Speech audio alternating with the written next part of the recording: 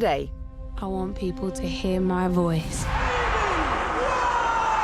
Back to Black has been described as a never-seen-before glimpse into Amy Winehouse's life and the release of her groundbreaking album, which won 5 Grammys and sold 16 million copies. The highest charting album from a British female artist in the US ever. The pop star died in 2011. She's played by Marisa Abela, known for the banking TV drama Industry. It's directed by Sam Taylor Johnson, known for 50 Shades of Grey and Nowhere Boy. Now, tell us about the journey to find the actor to play Amy Winehouse. How much of a challenge was it? A massive challenge. I mean, as you can imagine, Amy was incredibly unique, so to try to find somebody, I had to really think about what I was looking for. And what I felt like I was looking for was not somebody who could give me a brilliant impersonation, of which there were amazing impersonations, you know, incredible people.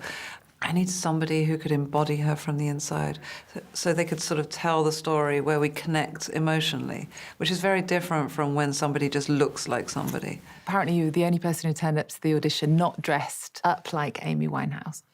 I knew that that wasn't what I needed to do. I think that for me, this was always about not impersonating Amy.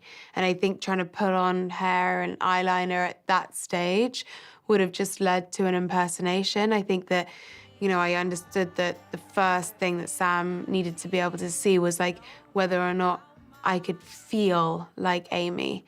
And I think that that feeling is an embodiment that needs to come from within. So I didn't want to put anything on top that would distract from, you know, that aura of her, I guess, the essence of a person. When Amy released Back to Black in 2008, you were 9? Yeah. Do you remember when you became aware of her? I mean, I became aware of her during Frank, I think because she was such a huge person in London. I was born in 1996, so in like 2003, which is Frank, I would have been 6 years old. I remember my dad sat me and my brother down and played I Heard Love Is Blind on the Jonathan Ross show to us and was like, you have to watch this girl, she is incredible. That's a really strong memory for me. So I was aware of her music from a very young age and excited by the fact that this girl was from London and that she was cool and she was really doing the thing. But I didn't understand the complexity of her music, especially in Back to Black, until sort of revisiting it now. I don't think as kind of, you know, a 10, 13-year-old, whatever, when Back to Black was out, that I fully understood how emotionally complex and nuanced and mature those feelings that she's discussing are. You should be strong, gathering. You should be stronger than me. You should be stronger than me. Hey, hey!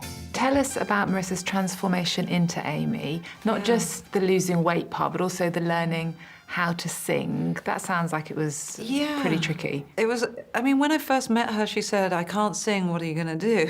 But first and foremost, I wanted somebody who could, you know, be Amy. And after that, I'll figure it out, you know? I have a great music team, we have her voice.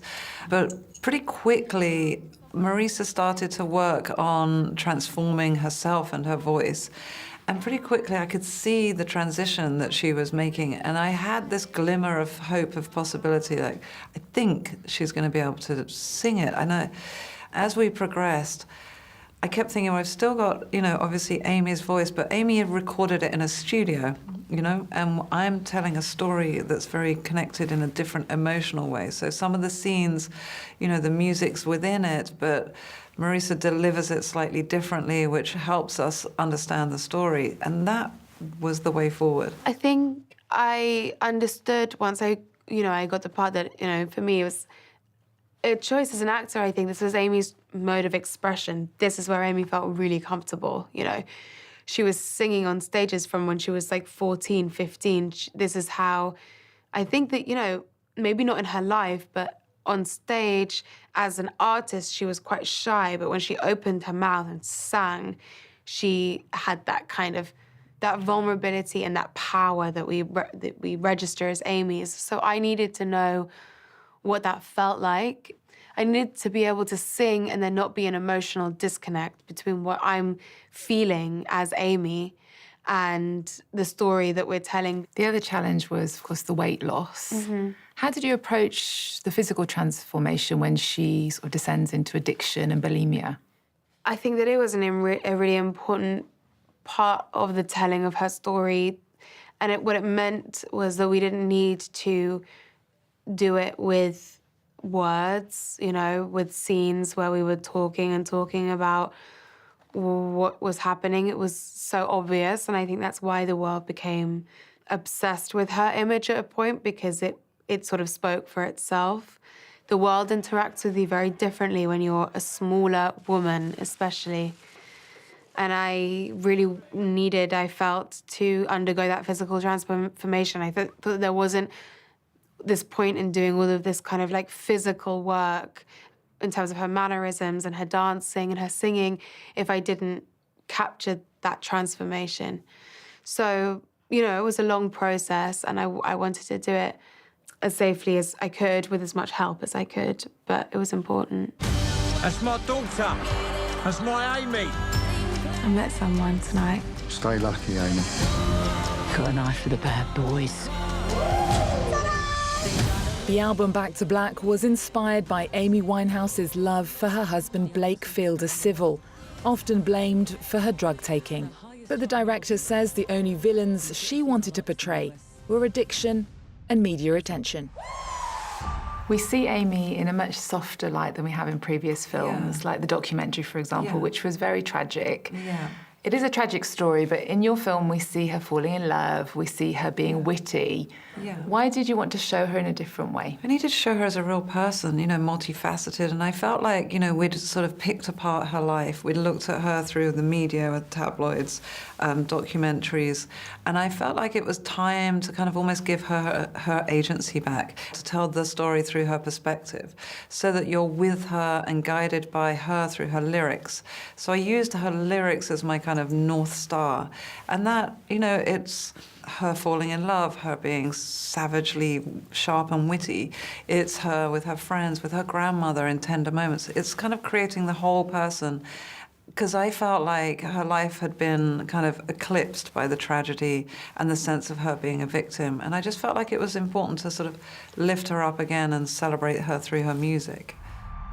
I don't think I was put on this earth just to sing. I want to be a wife. I want to be a mum. Probably run off with someone famous anyway. Her husband Blake has often been portrayed as the villain. Her dad also gets a very bad press, but you show these two key men in her life in a very different way. Why? Because she loved them, and she wrote about how much she loved them, and because I'd made this decision to make it through her lens and perspective, it felt like I had to look at this with her eyes of love, as is written in her music. And our judgment is, you know, irrelevant in a way.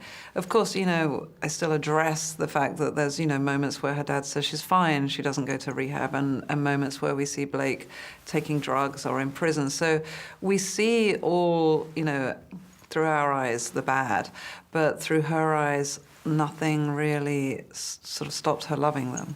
How much were the family, her friends, her musicians and Blake involved in the making of the film? I mean, not involved in the sense that I didn't need approval from anybody. I had all the music approvals already, so I could tell my story. But I wanted to go and meet with Mitch and Janice, her parents, and just hear their stories out of respect that I was making a movie about their daughter. And they came to set one day, as you can imagine, you know, intensely emotional. Like, really what I met was two deeply sad and grieving parents. And so, you know, their involvement was really just me sort of hearing them and inviting them into set. With the band, her old original band reformed for all the recordings with Marisa, which was pretty daunting for her, special for me. That was an incredible thing. With friends, I knew some of her friends.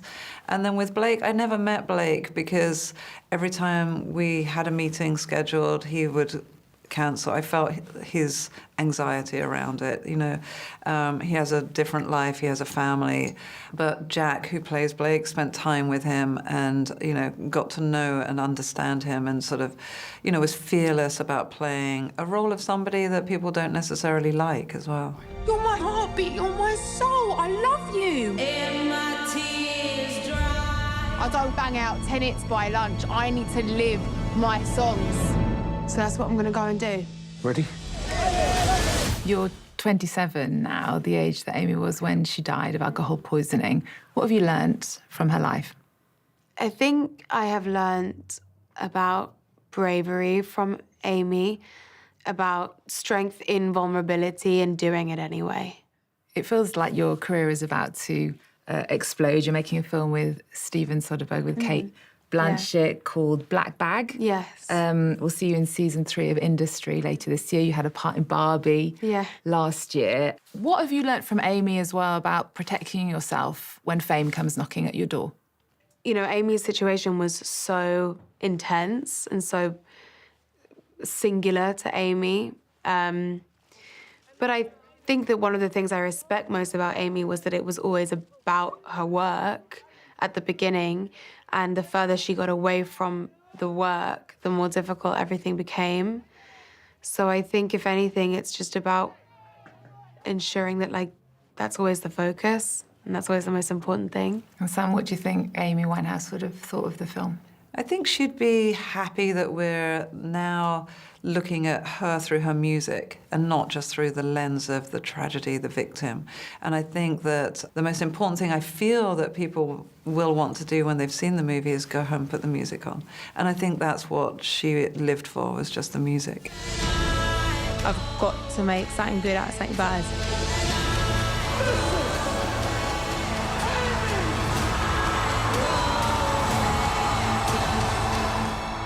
Black